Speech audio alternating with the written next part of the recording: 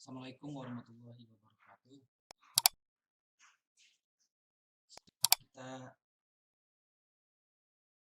masuk ke pertemuan kedua, itu tentang Pancasila dan implementasinya di Indonesia. Pancasila merupakan ideologi. Namun, secara definisi kita lihat dulu bahwa ideologi merupakan pandangan hidup sebuah bangsa yang bisa menciptakan sistem kehidupan bermasyarakat dan bernegara. Di sini ideologi tidak hanya pandangan hidup dari sebuah bangsa saja, tapi ideologi bisa kepada individu juga, di mana ideologi tersebut ada individu mempunyai tujuan sama dengan sebuah bangsa. Untuk syarat sebuah ideologi ada tiga. Yang pertama, ideologi tersebut secara sadar diakui kebenarannya oleh masyarakat, bukan sesuatu yang dipaksakan kepadanya.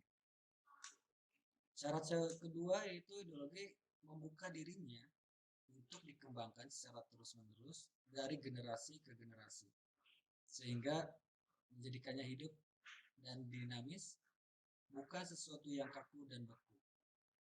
Yang ketiga, ideologi demokrasi memiliki sifat terbuka, memiliki persepsi yang wajar dan sehat tentang itu. Jadi di sini dari ketiga syarat sebuah ideologi, kita dapat simpulkan bahwa ideologi harus mempunyai kebenaran yang diakui oleh masyarakat. Ideologi juga harus membuka dirinya terhadap perkembangan yang sedang terjadi, sehingga dapat menciptakan sebuah kehidupan bermasyarakat yang dinamis. Serta ideologi juga, di mana kita anut ideologi demokrasi ini harus mempunyai sifat terbuka terhadap apapun juga, namun mempunyai filter ataupun saringan menyaring segala sesuatu yang datang kepada kita, serta mempunyai suatu persepsi yang wajar dan sehat tentang sesuatu yang datang kepada negara. Pancasila adalah ideologi negara yang bersifat terbuka. Pancasila juga merupakan landasan filosofis yang menjadi dasar negara dan ideologi dari negara kebangsaan Indonesia. Pancasila juga sebagai ideologi atau dasar falsafah bangsa, memiliki nilai-nilai dasar yang merupakan nilai intrinsik ataupun nilai yang ada pada dirinya sendiri. Sifat dari ideologi ini masih bersifat umum atau universal, di mana belum berupa sebuah berupa perintah-perintah atau aturan yang dipakai untuk menyelesaikan persoalan yang konkret dan praktis. Agar dapat dipakai sebuah acuan yang konkret, dibutuhkan nilai-nilai instrumental, misalnya dalam bentuk pasal-pasal di dalam Undang-Undang Dasar dan produk peraturan perundangan yang berada di bawahnya. Nilai utama ideologi Pancasila adalah kebersamaan. Dengan bentuk ideal kebersamaan hidup bermasyarakatnya adalah masyarakat kekeluargaan yang ditunjukkan dengan kebersamaan hidup antara sejumlah manusia yang terselenggara melalui interaksi saling memberi. Di sini, Pancasila dapat dikatakan sebagai ideologi terbuka karena memiliki nilai dasar, nilai instrumental, dan nilai praksis. Kita lihat satu persatu. Nilai dasar Pancasila memiliki nilai-nilai esensi atau yang mendasar, yaitu nilai ketuhanan, kemanusiaan, persatuan, kerakyatan, dan keadilan. Nilai-nilai ini dipakai sebagai pokok kaidah negara yang fundamental. Yang kedua, nilai instrumental. Disebut juga nilai alat yang merupakan norma-norma yang lebih operasional rumusannya. Di sini berisi aturan-aturan pokok yang dipergunakan sebagai landasan bagi pengambilan kebijakan dan pembuatan perundangan yang lebih konkret. Dalam konteks pemerintahan negara Republik Indonesia, nilai instrumental ini berupa Undang-Undang Dasar 1945. Dan juga rumusan-rumusan nilai instrumental dapat diubah dan disesuaikan dengan perkembangan zaman. Ketiga, nilai ideologi yaitu nilai praksis yang berkaitan dengan aturan-aturan konkret yang dipakai untuk mengatur dan menyelesaikan persoalan-persoalan kehidupan negara yang khusus berkaitan dengan berbagai yaitu bidang dengan berbagai bidang yaitu bidang politik, ekonomi, sosial budaya, hukum, pertahanan dan keamanan dan lain-lain. Nilai praksis berupa undang-undang yang dijabarkan dari Undang-Undang Dasar mulai dari undang-undang sampai kepada peraturan daerah. Untuk semua produk perundangan yang berlaku di Indonesia tidak boleh bertentangan dengan Pancasila sebagai sumber nilai dasar. Jadi dari ketiga nilai sendiri itu harus di breakdown ataupun harus mempunyai nilai-nilai yang bisa memberikan keteraturan di dalam sebuah negara.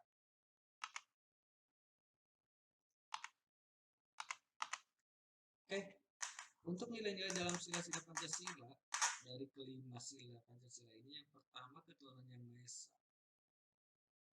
Kita sebagai manusia yang diciptakan wajib menjalankan perintahnya dan menjauhi larangannya di dalam konteks masyarakat berhak untuk memeluk agama dan kepercayaannya masing-masing dan wajib menjalankan apa yang diperintahkan dalam agama masing-masing dan menjauhi apa yang dilarang. Yang kedua, kemanusiaan yang adil dan beradab. Nilainya itu terhadap sesama manusia mempunyai derajat yang sama di hadapan hukum. Equality before the law. Yang ketiga, persatuan Indonesia. Nilainya itu adalah persatuan yang hakikatnya adalah satu, yang berarti bulat, tidak terpecah. Di sini maksudnya adalah mempunyai hakikat bahwa dari berbagai macam suku bangsa, namun mempunyai satu ideologi, mempunyai satu tujuan, mempunyai satu kebersamaan. Kebersamaan di sini maksudnya adalah dalam pembangunan itu kita harus mempunyai persatuan dan kesatuan dalam pelaksanaan di segala bidang, pelaksanaan pembangunan di segala bidang.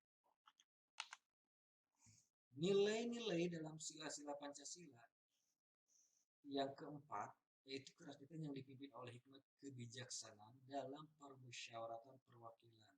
Di sini nilainya adalah nilai demokrasi, yaitu adanya kebersamaan dalam mengambil keputusan dan penanganannya dan kejujuran bersama, di mana demokrasi sendiri adalah dari rakyat, oleh rakyat, untuk rakyat. Segala keputusan yang diambil itu adalah untuk kepentingan rakyat. Dan yang kelima, keadilan sosial bagi seluruh rakyat Indonesia. Nilai-nilainya itu adanya kemakmuran yang merata bagi seluruh rakyat. Seluruh kekayaan dan sebagainya dipergunakan untuk kebahagiaan bersama dan melindungi yang lemah. Jadi di sini secara keseluruhan dari nilai-nilai Pancasila sendiri adalah semua berujung kepada kesejahteraan rakyat Indonesia. Kedudukan Pancasila sebagai dasar negara dapat dirinci sebagai berikut. Yang pertama, Pancasila sebagai dasar negara adalah merupakan sumber dari segala sumber hukum, atau nama lainnya sumber tertib hukum Indonesia. Dengan demikian, Pancasila merupakan asas kerohanian tertib hukum Indonesia yang dalam pembukaan Undang-Undang Dasar 1945 dijelmakan lebih lanjut ke dalam 4 pokok pikiran. Yang kedua, meliputi suasana kebatinan dari Undang-Undang Dasar 1945 Dan untuk kedudukan Pancasila sebagai dasar negara, yang ketiga adalah mewujudkan cita-cita hukum bagi hukum dasar negara, baik hukum asal tertulis maupun tidak tertulis. Yang keempat, mengandung norma yang mengharuskan Undang-Undang Dasar mengandung isi yang mewajibkan pemerintah dan lain-lain penyelenggara negara, termasuk para penyelenggara, partai, dan golongan fungsional, memegang teguh cita-cita moral rakyat yang luhur. Yang kelima, Pancasila merupakan sumber semangat bagi Undang-Undang Dasar 1945, bagi penyelenggara negara, para pelaksana pemerintahan, juga para penyelenggara partai dan golongan fungsional. Sumber semangat adalah penting bagi pelaksanaan dan penyelenggaraan negara, karena masyarakat dan negara Indonesia senantiasa tumbuh dan berkembang seiring dengan perkembangan zaman dan dinamika masyarakat. Selanjutnya tentang implementasi nilai-nilai Pancasila. Implementasi Pancasila dalam bidang politik, yaitu pembangunan pengembangan bidang politik harus mendasarkan pada dasar ontologis manusia. Dari apa ontologis itu maksudnya apa yang ingin dicapai dari manusia. Hal ini didasarkan pada kenyataan objektif bahwa manusia adalah sebagai subjek negara. Oleh karena itu kehidupan politik harus benar-benar merealisasikan tujuan demi harkat dan martabat manusia.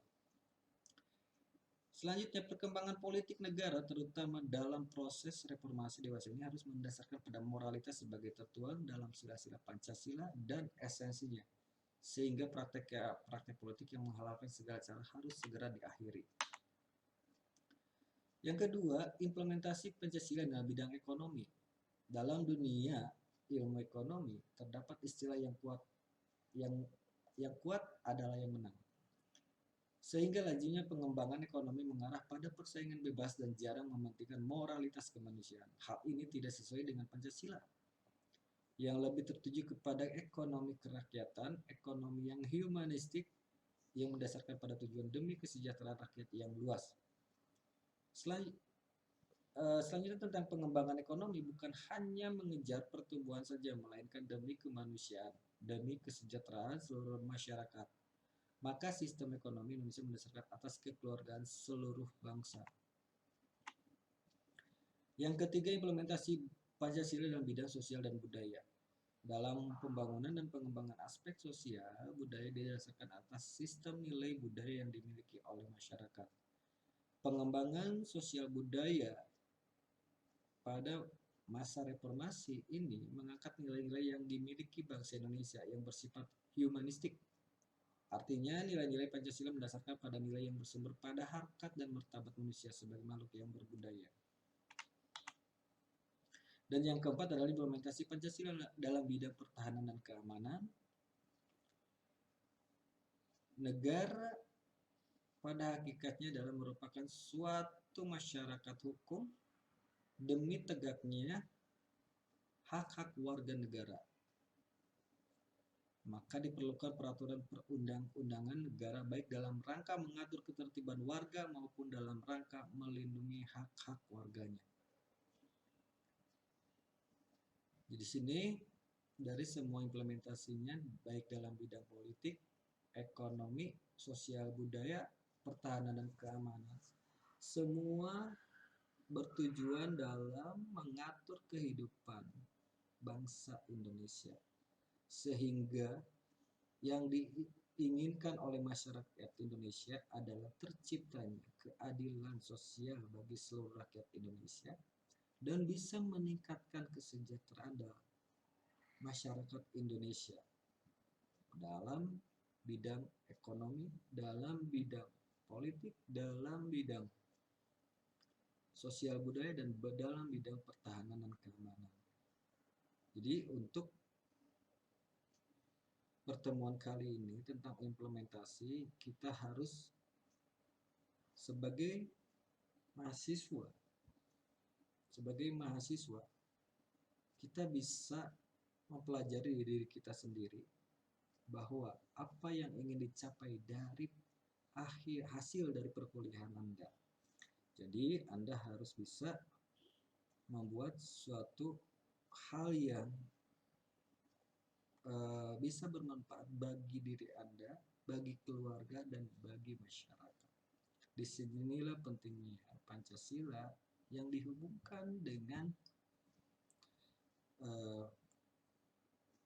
jurusan ataupun prodi yang Anda pilih. Oke, sekian untuk pertemuan yang kedua ini. Saya akhiri. Assalamualaikum warahmatullahi wabarakatuh.